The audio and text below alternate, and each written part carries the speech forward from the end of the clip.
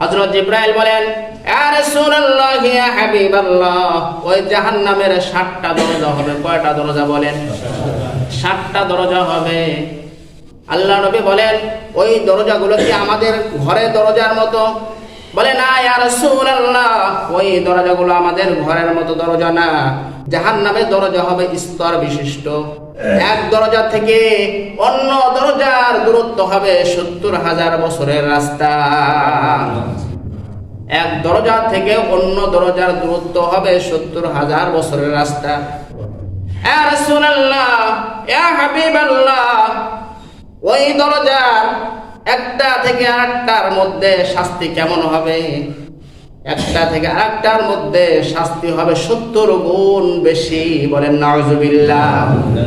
একটা থেকে আরেকটার মধ্যে শাস্তি হবে 70 গুণ করে বেশি। নবীজি বলেন, ওগো জিবরাইল, ওই দরজার মধ্যে কারা কারা থাকবে? হযরত জিবরাইল বলেন, ইয়া রাসূলুল্লাহ, ইয়া হাবিবাল্লাহ, 1 নম্বর দরজার মধ্যে থাকবে হলো মুনাফিকরা।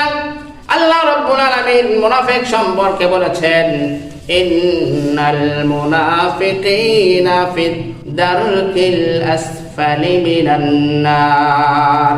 যারা মুনাফিক হবে তাদেরকে সর্বনিম্ন জাহান্নাম, যেখানে বেশি শাস্তি হবে, সেই জাহান্নামের মধ্যে মুনাফিকদেরকে দেবে।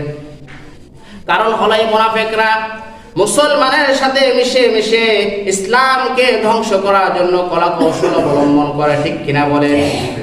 মুনাফিকরা নামাজ পড়ে, মুসলমানই দেখায় যে আমি মুসলমান, আসলে সে মুসলমান না।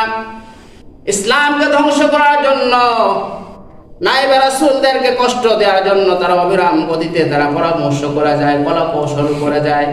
এই জন্য আল্লাহ তাআলা এদেরকে বেশি পরিমাণ শাস্তি দিবে।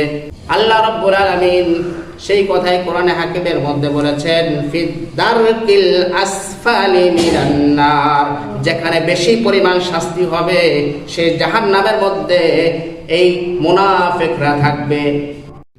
আপনি যদি ইসলামকে ভালোবাসেন তাহলে অবশ্যই সাবস্ক্রাইব, লাইক ও কমেন্ট করে সাথে থাকবেন ইনশাআল্লাহ।